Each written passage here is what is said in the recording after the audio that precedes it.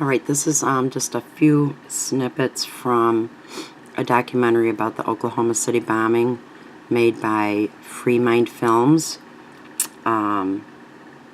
It was in 1995, but there's never been justice, and there's been other events, and it does still matter. So this is definitely a good documentary everybody should see.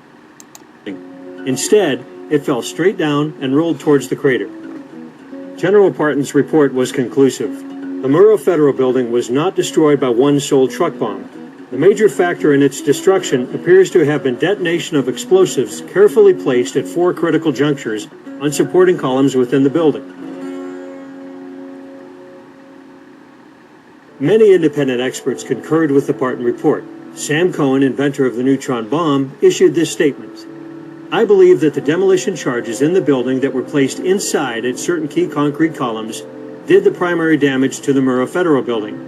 It would have been absolutely impossible and against the laws of nature for a truck full of fertilizer and oil, no matter how much was used, to bring the building down."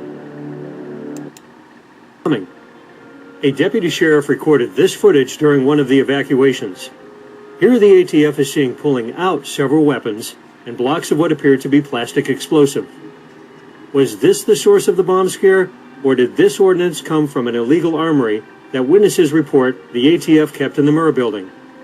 The ATF denies they kept any weapons or explosives in the building.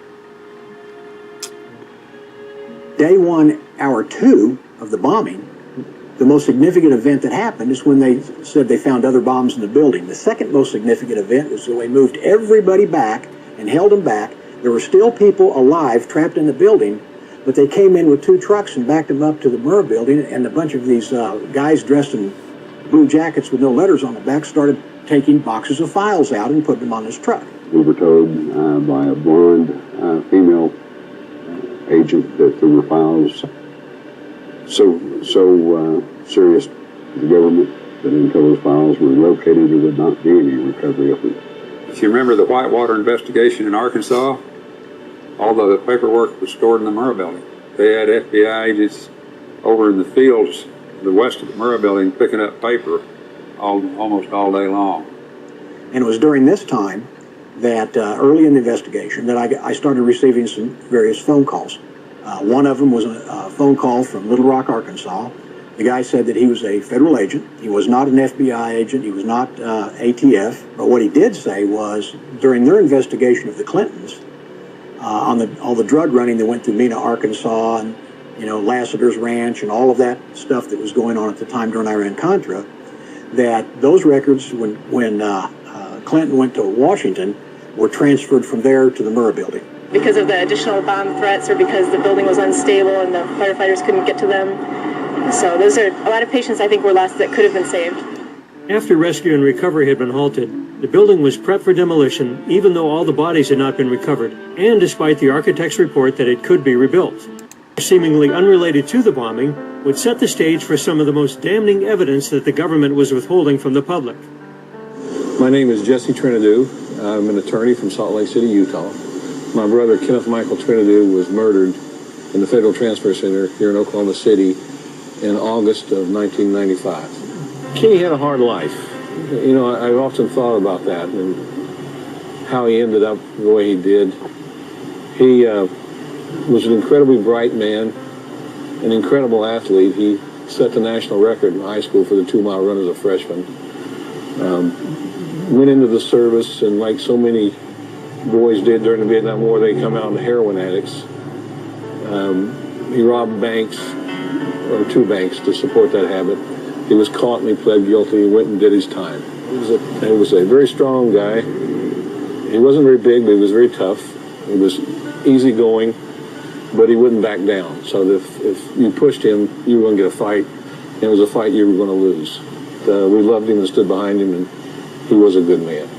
Kenny was supposedly arrested for a probation violation and sent to Oklahoma City at the transfer center for a probation hearing. We now know that that's crap. I said to him, Kenny, what are you doing there? And he said, well, they sent me back here for a probation hearing. And we talked about getting a lawyer and the fact that We didn't expect him to do more than a couple months. And so my mother called me at work. It was about 7 in the morning and told me that, and I couldn't believe it. And that Kenny supposedly killed himself, because I had just spoken with him the night before. There's no way in hell he would have killed himself. This is not a guy who kills himself. I mean, his life is the best it's ever been. I found out later that an autopsy had already been done. Now, the federal government didn't want one done, but the state of Oklahoma required one for death and incarceration. So the federal government didn't know there was an autopsy done, and did not want the autopsy done. And the federal government went twice to the medical examiner's office asking to have Kenny cremated. It took a week to get his body released and home. And I kept getting the runaround from the federal government, and finally I just screamed in the phone one day, "Why don't you keep him?" And when the body comes home, it's totally made up, so you can't see the wounds. He was beaten head to toe. Maybe most productive to getting at the truth was the discovery of an operation the FBI had in place since about 1991 called PATCON. PATCON is short for Patriot Conspiracy. It was an idea they had to infiltrate every militia group, every neo-Nazi group, every group critical to the government in the United States. The plan apparently was to put informants in with all of these groups. And I think Elohim City was a PATCON operation. I think McVeigh was obviously involved in it. Now, whether he was a target or an operative, I don't know, any more than I know whether the government intended to blow up the Murrah building. But they knew it was going to happen, and they knew McVeigh was going to do it, and they don't stop him. As alleged in David Hoffman's book, The Oklahoma City Bombing and the Politics of Terror, Strassmeyer first aroused suspicion that he was an undercover operative when he was caught in Texas entering a federal building at night with a key code. Did he have access to the Murrah building also?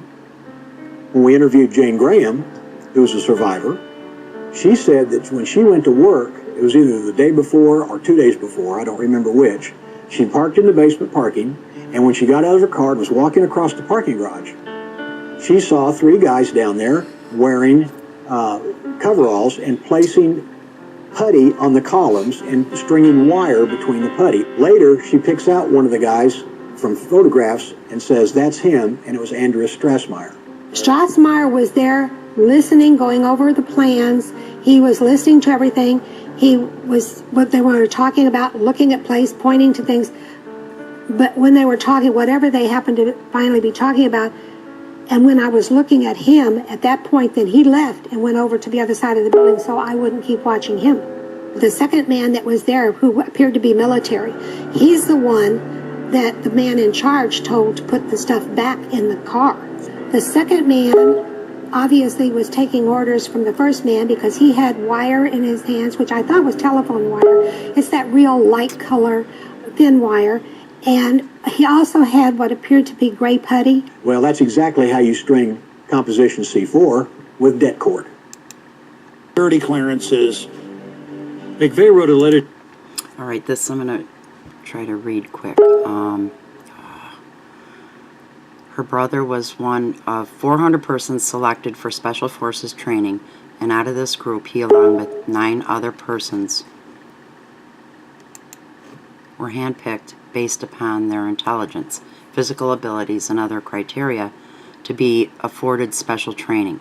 Her brother had informed her that while attending a briefing, he learned that the U.S. government, apparently through the Special Forces, were engaged in illegal activities which her brother could not accept.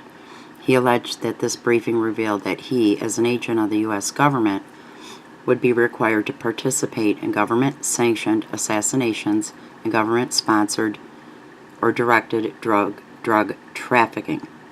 He refused to 3 specific U.S. Air Force. He referred to 3 specific U.S. Air Force bases which were used to import narcotics into this country.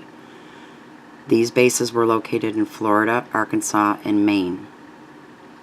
He was disillusioned and, okay. Yeah, that's how they fund the covert practices through the drug trade. To his sister, who turned it over to the FBI, in which he admits that he was selected out of Special Forces training to participate in covert operations, to help run drugs to fund these operations, and to assassinate security risks. Mere bravado, or was McVeigh telling the truth?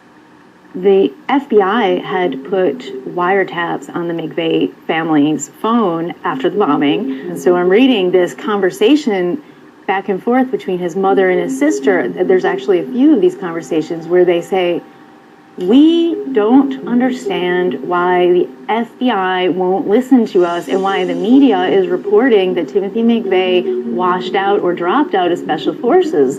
They're saying, no, we were told that he was still active in the military and that he was working on these covert missions. And he told his family, he told many others, Terry Nichols has signed an affidavit, that McVeigh believed he was out there infiltrating militias and right-wing groups and was preparing to set them up.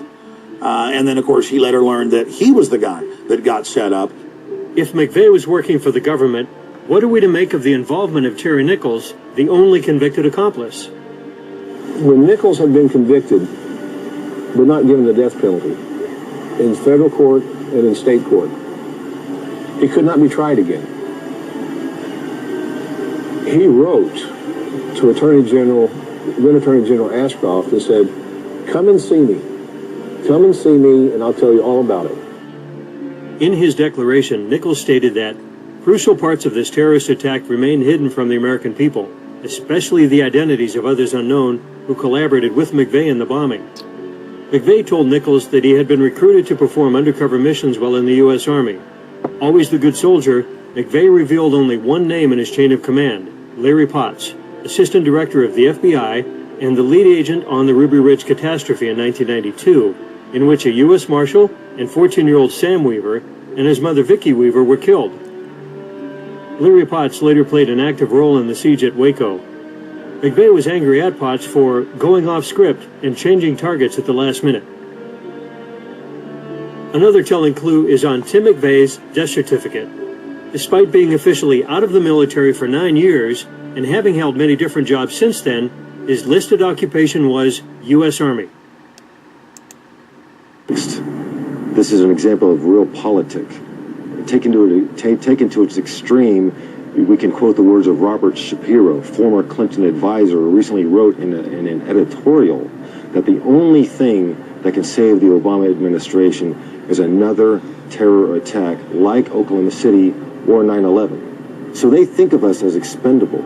They're willing to ride our ashes, stand in our graves to preserve their position. This is an example of the noble lie.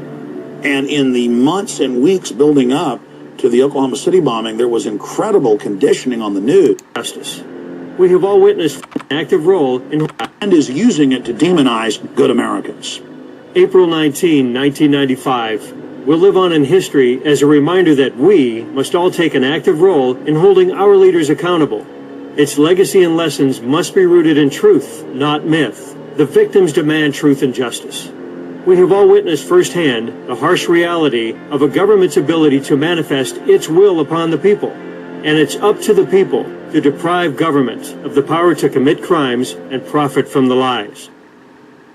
It is every patriotic American's duty, every man, woman, and child's responsibility to research the facts contained in this film, to verify for yourself that this information is true, and that the rabbit hole goes even deeper, and then take action to bring the criminals that perpetrated this attack to justice. All right, and now there's at least one video out there under the same name, A Noble Lie, that is like just pure propaganda. So just like to subvert. But this one here, I think you can't see the original without paying. But this one here is from a channel, No Longer Sleeping.